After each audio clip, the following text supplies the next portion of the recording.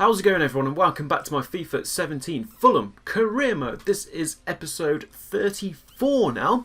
We are making some headway towards the end of the season. Just quickly, a little bit of a scare before I started recording this episode. I thought the series was over. I went to load up FIFA and it told me that the data was corrupted. Could have been an absolute nightmare. Fortunately, all I had to do was reset the PlayStation, reload FIFA, and everything seems to be back in order. So no idea what that was about, but hopefully it was just a little glitch, and hopefully it hasn't affected anything. Looks like it hasn't affected the save anyway, which is absolutely fine, and well, hopefully it won't happen again. So as we advance up into deadline day, a couple of things I need to talk about. From, of course, some previous comments. Two main points in particular that I want to address here today. Firstly is about creating a... Obviously, you can create team sheets on here. Now, when I play a full rotation side, creating a team sheet would be more beneficial. The reason why I'm not doing that in the minute, A, is because I'm in January, and I'll look at it more after January, but I wasn't going to do it in January while players were potentially coming in and out of the club, otherwise I've had to keep changing it. So something I might readdress after January. But what I was also thinking is, we don't have a lot of players in the team at the minute, so in the club. So when I do play a rotation side, I do often play first team players, and it's as well based on performances and on fitness. So I don't think it would quite make sense to me to make a team sheet, because I'd probably end up having to change it anyway. Potentially, you know, as we maybe go further on, I might look at doing that. And there's another comment that sort of leads on to that. So I guess three comments really that I want to talk about is I know there's a lot of Bettinelli is a bit of a fan favourite at Fulham, and I know I don't play him much. The reason why I want to play him, don't get me wrong, but obviously we have Donnarumma, who's now 84 rated and is absolutely fantastic just at the age of 18. It's absolutely ridiculous.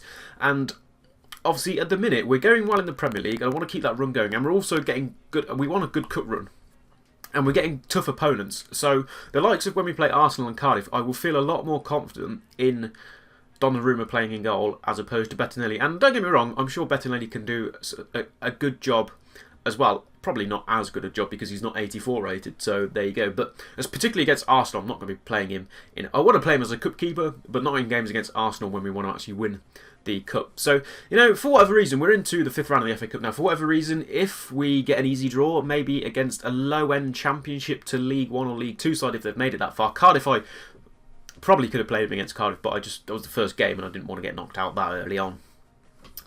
So I'll maybe look at playing Bettinelli in more of the FA Cup games, the easier FA Cup ties, should we actually get any. I don't think the draw's been made yet, but we'll take a look as we advance out of January. And also then, if when we get towards the back end of the Premier League and potentially we've secured our position, it could happen, it might not happen. If we can't go up, or we can't really go down. Let's say, you know, if we've secured a Champions League spot, then I'll just start playing. I'll give Bettinelli some game time. Or if we're mid-table, we can't get Champions League or European slots, and we can't finish in the bottom end of the table, the results don't really matter too much. Again, I'll start giving Bettinelli some game time for you. So it'll all be on a sort of a touch basis situation. Depends how the rest of the season goes. And finally, there was one other comment, and I know we've talked about this previously, and that is about doing a financial takeover. Now, I'm under the impression that there are only the one sort of level of financial takeovers, and it looks like there is no small or high financial takeover. There's only 3 available that I've got unlocked, and they both look like a billionaire, and a billionaire. And like I said at the in a few episodes ago now, a couple of weeks ago, I don't want to be doing that because it just gives you too much money and it would be a little bit ridiculous. So, you know, if there was a small financial takeover that would inject maybe 5 million to the club, I'd absolutely take it, hands down. But unfortunately there isn't. One thing I am going to do though is I am going to bring in a future star. I always think this could be interesting. Cheating a little bit maybe, but maybe not as well. So we'll have to have a look, see how that pans out, because we don't have a lot of players in the club, and I'm sure we can just bring a nice youth player in and maybe give him some game time here and there, especially if we carry this on next season as well. So 5 minutes, pretty much 5 minutes in already, and I've been waffling. So we're going to advance this. We're going to advance into deadline day. Of course, we we were looking at bringing one more player into the club.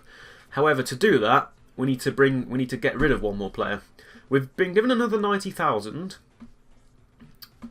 We've been given another 90,000 in the club, okay, for our prize money. We've had a transfer offer for Stearman. That was good. That's a player we were looking to move out of the club.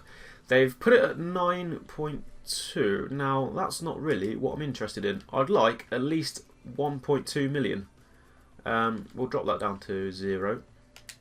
1.2 million, that would be nice. We're looking at about a couple million for the new defender we want to bring in. Whether we can get him on that much is another... Well, that's the next thing to look at. But first of all, we need to get rid of players. Liverpool have signed Dele Alli, which is certainly interesting. Speaking of that, we've got Tottenham in 2 days' time, so they'll be out Dele Alli as he is signed for Liverpool. Let's advance into deadline day. This is going to be a little bit touch and go here. We need to get rid of Stearman ASAP and try and bring in our new player. Okay, never mind then. 9 hours to go. What do we do? 9 hours to go. He only wanted a £5,000 wage budget, but that only gives us 1.7 million. So I'll tell you what, I'm going to go in and see if I can get him on loan. It looks like that we're so low on funds, and I think it's because of the Donnarumma situation that we signed earlier on. And it's Slobodan Rajkovic. He's 28 years of age. Let me see if they'll give him to us on a short-term loan deal for the rest of the season. And I'll tell you what we will do. If we're in, I'll set a £4 million... Will it let me do that? I don't think it will let me... Okay, it will let me do that. I'll set a £4 million future fee. I don't actually think it will let me accept it, to be honest. We could always come in for Rob Holding. So I'll tell you what I'll do as well. We can actually afford to buy... Ooh, look at his wages. That's ridiculous. We can actually afford to buy Rob. I don't actually know. I'll approach him to loan because it looks like that's going to be the only way we'll be able to get any of these players in. We'll do short term and then we'll review the situation next season, and hopefully we'll have a little bit more money as well. So we'll send those 2 loan deals out. Oh, it's not going to adjust the budget for me. Let me see if I can... Well, okay, let's just see what they say about Rajkovic first, and then we'll look at jumping in for Rob Holding as well, potentially. They're not looking to loan Rajkovic at this time, so we'll have to leave that for now. No more offers have come in for any players. We've still got Sacco and Stearman we're looking to ship out of the club. So Rob Holding, he has about 30,000 wage budget, which is fine. We'll drop it up at 40, and we should be able to go and get him on a loan deal now. And I think that's probably... I think that'll probably be it for this window. A very quiet period from Fulham, which is a bit of a shame, but unfortunately money is a bit of an issue. He is loan listed, so they should want to loan him. We'll do short loan for now because we're looking... He is only 70 rated as well, but you never know. You never know. We'll send that loan offer off, and potentially if Sacco and Stearman can leave, it's going to be pushing it tight, but we might be able to bring another player in as well. Only 7 hours left, and we need deals to be coming in for some of our players. It doesn't look like that's going to happen. Arsenal have accepted our loan offer, so Stearman will come into the club there, and that again breaks the bank momentarily. We've got him for the rest of the season. I think it's is it a 3-month loan deal, which should bring us towards the back end of the season anyway. So we'll do that. As you can see, their Holding has gone on loan, but I don't think Sacco or Stearman will be leaving the club anytime soon, and that is a little bit of a shame, because it does mean that we won't be able to do any more deals, and just nobody's interested in our players. Big move there by Leicester, I think that was. We'll take another look at that in just a moment. We've had another offer in for Stearman. This is going to be pushing it. Forest have come back and said, we'll give you £1 million. I'm going to accept it because he's just not going to get played anyway. Now that we've got Holding indefinitely, I'll be able to accept this. That gives us a little bit of money. It doesn't give us a lot, but it gives us a little bit. We might go and buy one more player in this window. If okay, he's left now. That gives us 2 hours, 3 hours. I don't think, in fact. So Stearman has gone. I don't think, in fact, it gives us enough time to bring another player into the club, which potentially might not be a bad thing. Let's have a look at the budget. So let me whack it at 50-50 and let's see what we're saying. We have about £1 million and 50,000 wage budget. That's absolutely fine. Is there anybody realistically on the transfer list? Let me just have a quick look. What positions are we kind of lacking? I think we've got 2 goalkeepers. We've got 4 centre backs again. We have our 2 left backs. We have 3 right backs, but 2 on the book, so that's up fine. We have central midfielders. We do only have one. Well, Sacco hasn't left the club. Oh, in fact, no, sorry. We have sold Sacco, haven't we? Of course, he went to Leeds. He went back to Leeds in the last episode. I do apologise. Which means we are short, actually, on right midfielders. So let me go and have a quick look. Were there any right midfielders that we were interested in on our shortlist? There are 2, Lorenzo and Villalba, but again, cannot afford any of these.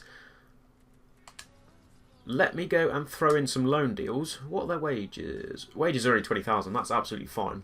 Let me go and throw in some loan deals short term, and we'll see if either of them become accepted, and we'll bring them in on loan, and then we'll review it again at the start of next season when we have a little bit more money, hopefully, at the club. So again, we'll do short loan. Let's see if any of these become accepted. We can afford their wages, no problem. We could actually bring them both in on loan, to be honest. I don't think I will, because I don't want to spend all of our money, just in case anybody wants pay rises, and of course we want to hold on to our players. So let's see if any of those have been accepted. Sunderland have signed Andre Pinto for 40 million. Both have been rejected. They're not looking to loan them out at the time. So I'll tell you what, that's going to be it for Fulham in today's window. Sky Sports news reporters, go home, because there's going to be nothing much else happening. Apologies for those who are expecting some deals, but again, just short on. Wabi Kazri has gone to Dortmund, interestingly enough. We'll close the window with the final hour, and what we shall go and do is we'll take a quick look at the transfers tab, and we'll see if there's anything interesting that's happened. What's happened here? Okay, we've got our future star that has come in now. Hopefully, what position will he be in? Is he a right mid? Oh, he's a right winger. This game just loves throwing this sort of thing at me. So I'll tell you what. We'll bring him into the club, Eduardo Rossi. We'll start training him as well. That's another point I need to make. We're going to start rotating the training sessions as well now that we're out of January. We will bring our youth star into the club. So Eduardo Rossi will be joining the books. We'll throw him a contract up. He only wants... I want to give him... Okay, you can only give him 2 years because he is, of course, only 16 years of age. Only wants 4... Oh, hello. Definitely wants £8 million a week. He'd love that, wouldn't he? 405,000 we'll give him. £405, sorry. And we'll put him as a future first-team player. We'll give him 5% bonus per thingy. And let's just see if he comes in before the game against Tottenham. I don't think he will be. We can't do any training sessions just yet anyway, so we won't worry about that too much. We've got some news. Okay, nothing too interesting. So he's not going to make it into the game against Tottenham. We'll quickly take a look at the... Oh, I said we'll take a look at the transfers tab, and that is exactly what we'll do. So the deals that went through then in January, most notably a couple free transfers. Kazri, of course, to Dortmund for £28 million. That's a big sale for Sunderland. Interesting signing by Dortmund. The 26-year-old. Very interesting indeed. Any other big signings? Oliveira to Burnley's an interesting one. Leicester did sign Jovetic, as I thought I saw, for £18.5 million, which is certainly a big signing for Leicester. And I think Stearman out there to Forest, of course, holding in on loan from Arsenal. Malcolm to PSG, an interesting signing by them. Destro into Milan, also another big signing. John Guidetti to Mönchengladbach is certainly an interesting one. Correa, not the Correa though. And then some couple of other players here as well. Ponce to Manchester United for £6.5 million. Interesting gamble on the 20-year-old there from Roma. Danilo goes over to Bayern Munich. Obviously not the Danilo, but £19.5 million. Must be quite a big Danilo. Vass, of course, heading over to Palace as we saw. Jean to Aston Villa for £9.5 million from Monaco. So, and Alan to Liverpool along with Dele Alli. Pinto went to Sunderland to replace Kazri one, well, not to replace Khazri because obviously he's a centre-back, but use the money from the Khazri deal to bring that one in, one does imagine. Although it looks like they signed him first before selling Khazri, which was interesting. Donis from Juve to Man City. I've never heard of him, but he's gone over to City for 3.4 million. Another signing for Leicester. You can see there Dele Alli over to Liverpool, and I think that's probably the most notable one. Lassana Traore, a few days before deadline, headed over to Villa on a free transfer. That's a huge signing for Villa. We of course have Villa in the... that's not... Eriksen went to Bayern Munich on a free transfer. How? So Spurs have sold Dele Alli and lost Eriksen on a free transfer, and we're playing them next. That's absolutely huge for us. Of course, there you can see Saka going back to Leeds for 1.6 million, and that's pretty much it this year. That has all that has been taking place. Interestingly enough, so as this game is running on, guys, there is only going to be one match in today's episode, just because we've been dealing with transfer stuff, and we've already been running into about 16 or so minutes of recording time. Probably about 13 or 14 minutes of this episode. I don't like to do super long episodes, so we'll play the game against Spurs, and then we'll get back up to gearing towards the end of the season, following on from today's episode. So for the game against Spurs, I was of course going to go and look at shifting the squad up a little bit. However, we can't do that just yet. So I'm going to drop Ream to the bench because he is now getting on a little bit, and I want to start bringing Rob Holding into the field of play. And I'm going to... That's not what I wanted to do. I actually wanted to put Holding in the starting lineup and Maddle out with Ream on the bench. So this is going to be our new lineup for pretty much for the end of the season. Holding is going to make his way into the team, and we'll see what happens. He can also play right back, which could be interesting for us as well. I'm not sure. He's not very pacey, is he? Well, in fact, he's actually not. No, he's not that pacey. He's not pacey really as a centre back, but not as pacey for a right back either. So Rob Holding's going to join us in the squad. We're going to go and play Spurs, and let's see, without Dele Alli or Christian Eriksen, who they've brought in to replace them. So then we are live in what is another London derby game, this time from White Hart Lane. Spurs versus Fulham in the Premier League, and Spurs within a dismal January transfer window. They lost both Dele Alli and Christian Eriksen, and most notably Eriksen on a free transfer as well, if that is correct. But more importantly, they are 1 point ahead of us, and we actually have a game in hand on them. So this is a big game for us. If we can beat Tottenham here today, not only will we go above them by 2 points, but we'll also have a game in hand and could extend that lead to 5 points over what would be third place Tottenham. So we've both played 11... well, they've played 11 home, I've played 11 away, and we've only lost 1 each. I've lost 1 away game this season. Tottenham have lost 1 home game this season. Which means, because we've lost a couple of games this season, so noticeably, they must be home games. So the midfielder for... They've got Lamella, they've brought Origi.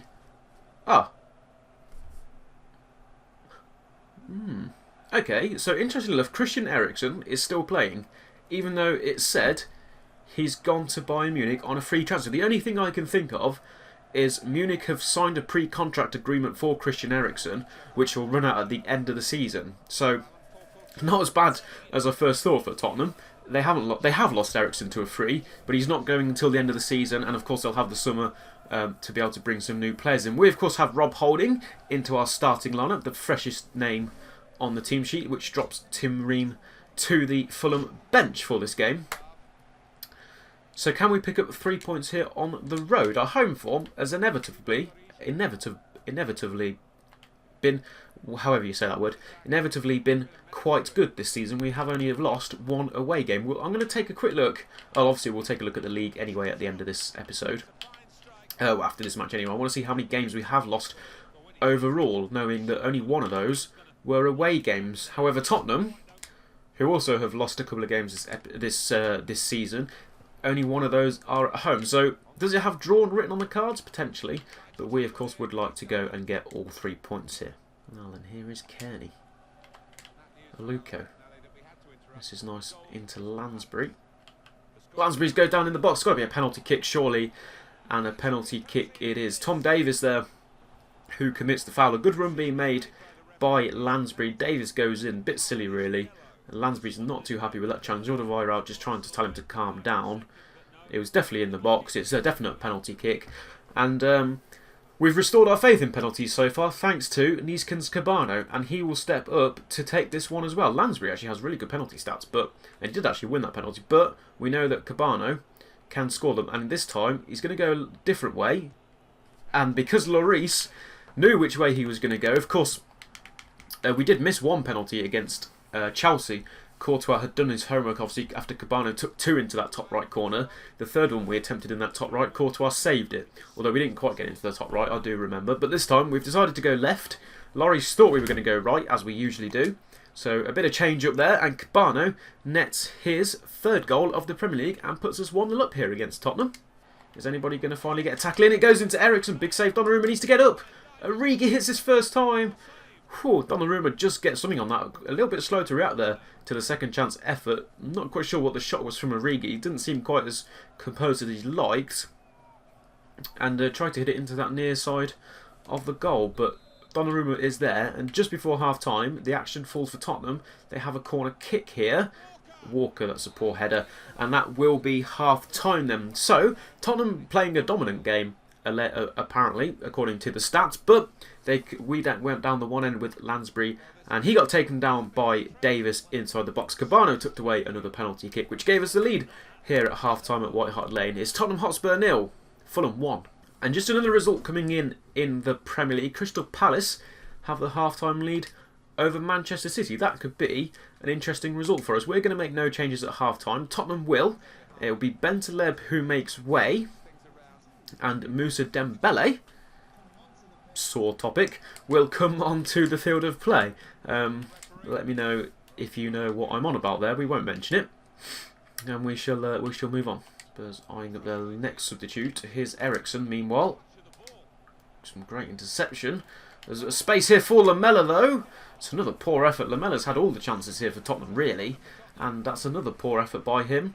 Don't know who's supposed to be marking him. I think Odoi is, and he's right there, the number 4. Doing well at the moment. With a good tackle, and it hasn't gone in. I think it was Niang with the shot. It bounced off 2 posts and didn't go in. We've still not cleared this here, though, and Donnarumma's just going to settle this down a little bit. We're going to sit a little bit more defensively here because we're allowing Tottenham the space to shoot. And somehow, that ball did not cross the line. Oh no, it was Niang, wasn't it? Who had the effort that hit both posts, which unfortunately, we're not going to get to see a replay of because I would have been quite interested. And that's going to be the end of the game. So, another big 3 points there. Of course, we had the game in hand on Spurs, and we were only 1 point behind them. So we've leapfrogged them now into second place by 2 points.